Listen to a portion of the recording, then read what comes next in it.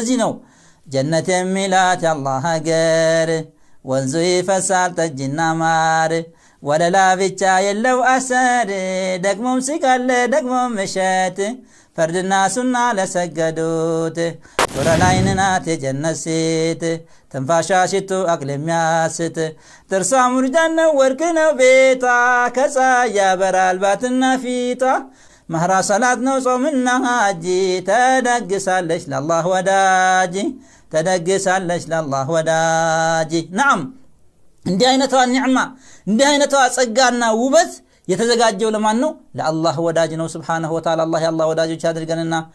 ምንም ቢወዱት ምን ቢመኙት በጣም ውድ ናት የአላህ ጀነት ምንም ቢወዱት ምን ቢመኙት በጣም ውድ ነው የአላህ ጀነት ለዚህ ነው ነብዩ አለይሂ ሰላቱ ወሰላም በሐዲሳቸው ተናገሩት አላ ኢነ ሲልዓተ አላህ الغاليه አላ ኢነ ሲልዓተ አላህ الغاليه አላ وهي الجنه ንቁ የአላህ ዕቃ በጣም ውድ ናት ንቁ የአላህ ዕቃ በጣም ውድ ናት አዋጅ አሉ ነብዩ አለይሂ ሰላቱ ወሰላም አላ وهي الجنه አዋጅ ንቁ እሷ እኮ ጀነት ናት አሉ ነብዩ አለይሂ ሰላቱ ወሰላም አላህ Subhanahu Wa Ta'ala ይችን ጀነትን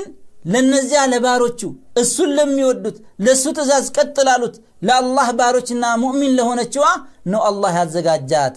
አዕደቱ ለዒባዲ الصالحون አላህ ምን ይላል ለነዚያ ደጋግ ባሮቼ አዘጋጀሁኛል አላህ Subhanahu Wa Ta'ala ማላ አይኑ ራአት አይን አይቶት የማያውቀው ወላ እዝኑን ሰሚዓት ጆሮ ሰምቶት የማያውቀው ወላ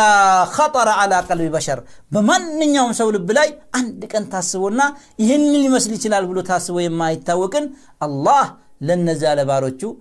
አዘጋጀላል ነብዩ አለይሂ ሰላቱ ወሰላም አላህ ነው ይሄንን ብሎ የተናገረው ማለት ነው ይሄን አይነትን ጀነት ለማግኘት የአላህን ትእዛዝ መፈጸም ጥሩ ስነ ምግባርና ባህሪ ሊኖረን የነብዩን አለይሂ ሰላቱ ወሰላም ፈለግ በመከተል እዚች አይነት ደረጃ ላይ እንደርሳለን ማለት ነው ልጅነት ማለት የብደት ቁራጭ ነው ካላሸነፉት ጀነት ሩቅ ነው ልጅነት ማለት የብደት ቁራጭ ነው ካላሸነፉት ጀነት ሩቅ ነው ናም ልጅነት ማለት ወጣትነት እድሜ ለዚህ ጀነት እንድንደርስ በጣም እንቅፋት ነው ማለት ነው ምክንያቱም በልጅነት ጊዜ